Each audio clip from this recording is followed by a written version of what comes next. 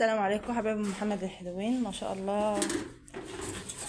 نزلت النهارده اعلف الصبح، لقيت ان شاء الله بالصلاة على النبي ربنا بعت لي رزق.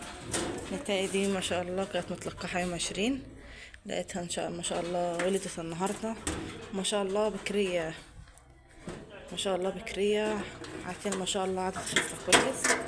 وشكل الاب الخلفة ما شاء الله ما شاء الله شكل الاب، هي شكلها ما بتحبش ما شاء الله ما شاء الله ما شاء الله ما شاء الله ربنا يبارك. ده اللي احنا بنتكلم عليه، نسبة خصوبة حلوة، انتاج حلو، احجام حلو ما شاء الله. هي جايبة 8 بس هي ولد واحد ميت ما شاء الله. بقطعهم برضو حتى ده الضعيف اللي فوهم برضو ما شاء الله واكل، مربعة كويس ما شاء الله. هي بكرية أول خلفة لها ما شاء الله ربنا يبارك برضو ما شاء الله ما شاء الله. أهم حاجة بعد ما تولد نديلها حقن مضاد حيوي، اللي هو المضاد الحيوي ده نديلها سنتي بعد ما تولد على طول.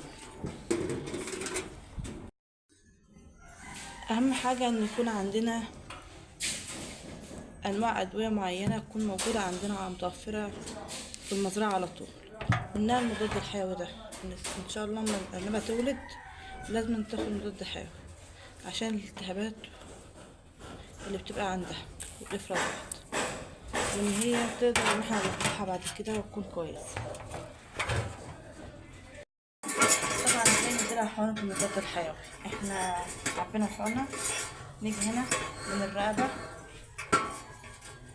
بين الودن هنا كده ونرفع الجلد عشان الحقنة واحنا بنديها ما توصلش عند العظم. ندخل الحقنة كده بالراحة، احنا حاسين بيها بصوابعنا دي وبايدينا، ندخلها بالراحة كده بسم الله. ايوه دخلت السن ما يخشش جوه برضو كله، ونقوم عايزين الحقنة